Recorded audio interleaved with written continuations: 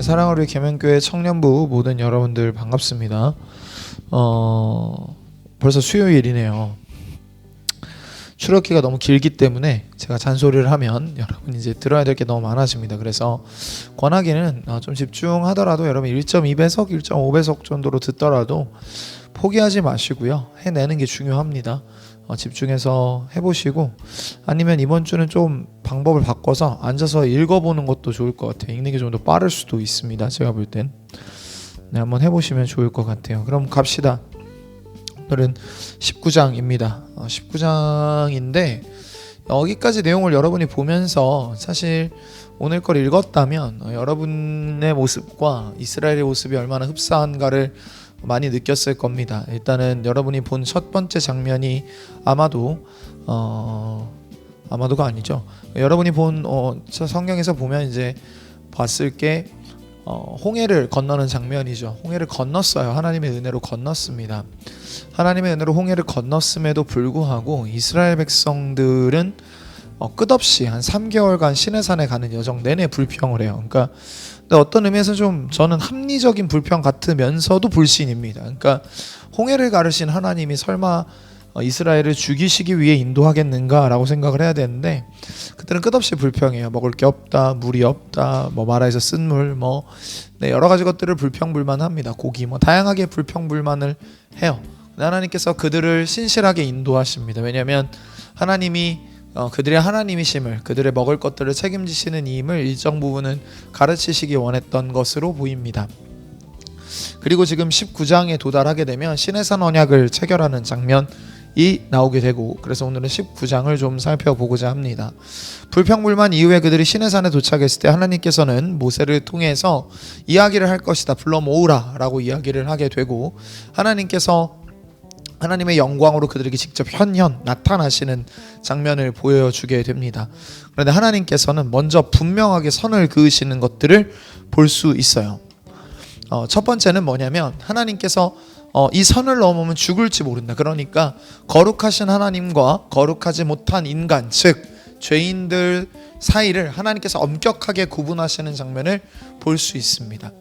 여러분들, 이 장면을 통해 우리가 기억해야 할 것들의 원리가 뭐냐면 하나님과 우리 사이를 막고 있는 장벽이 무엇인가를 잘 기억할 필요가 있어요. 흔히 우리가 아주 쉽게 어떻게 설명을 하냐면 하나님과 우리 사이를 막고 있던 것이 인간의 죄라고 생각을 합니다. 물론 맞는 표현이죠. 근데 조금 더 정확하고 디테일하게 표현을 해보면 인간의 죄로 인한 하나님의 분노와 하나님의 공의입니다. 그것이 하나님과 인간 사이를 막고 있는 거죠. 하나님의 공의의 속성은 인간과 하나님과의 거리를 만들어냈고, 하나님의 사랑의 속성은 하나님께서 예수 그리스도께서 이 땅에 오시는 일을 낳게 되었죠. 구원 계획을 이루시고 성취하시고 적용하시는 삼위 하나님의 사역으로 나타나게 되었습니다. 그러니까 여러분들 이런 관점을 양면에서 함께 잘 생각해 볼 필요가 있죠. 하나님의 엄격하심 속에 하나님의 엄격한 공의를 기억할 때 하나님의 사랑이 얼마나 놀라운가를 알게 됩니다. 그 장면을 여러분 함께 잘 보죠.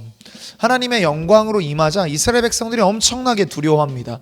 내일 보게 될 20장에 보게 되면 10계명 이후에 이스라엘 백성들이 모세를 통해 말해달라고, 우리가 너무 무섭다, 죽을까 하노라 라고 두려워합니다.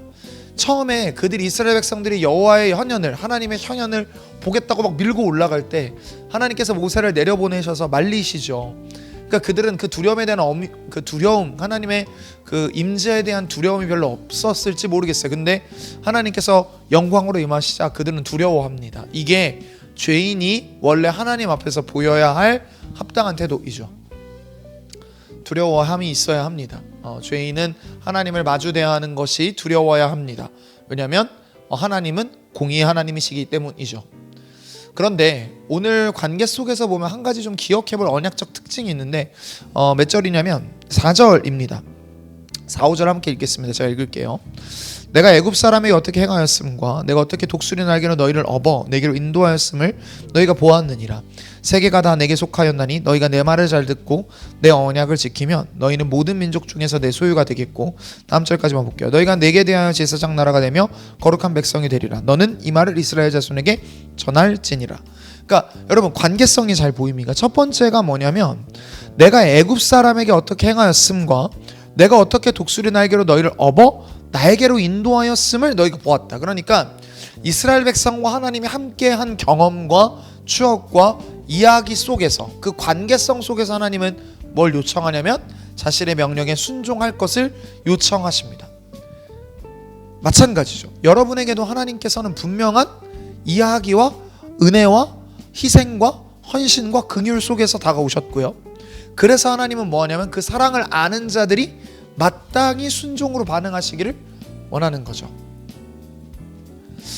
사랑하는 여러분, 공의의 하나님께서 사랑의 모습으로 이 땅에 오셨고 사랑과 공의의 절정인 십자가에서 우리의 모든 죄가 용서되었습니다. 그래서 우리는 이제는 면과 면을 대하여 모세가 보았던 것보다, 모세가 하나님을 33장에 가서 하나님의 영광을 보았던 것보다 더 강력하게 성령께서 우리 마음 안에 내주하시며 우리 마음을 주관하시고 완성된 계시인 성경을 통해서 우리에게 하나님께서 말을 걸어오시고 기도함 안에서 성령께서 응답하시는 것들을 즉각적으로 경험하는, 우리는 훨씬 더 하나님과의 관계가 예수 그리스도라는 길로 말미암아 열려있는 자들이죠.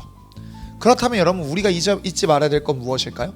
그 십자가의 사랑, 십자가의 공의 앞에서 우리가 엎드려서 뭐 해야 하냐면 하나님의 사랑과 하나님의 긍휼과 하나님의 공의 앞에서 우리는 그분을 만나고 경험함으로 말미암은 그 이야기 속에서 순종해 나가야 하는 것이죠.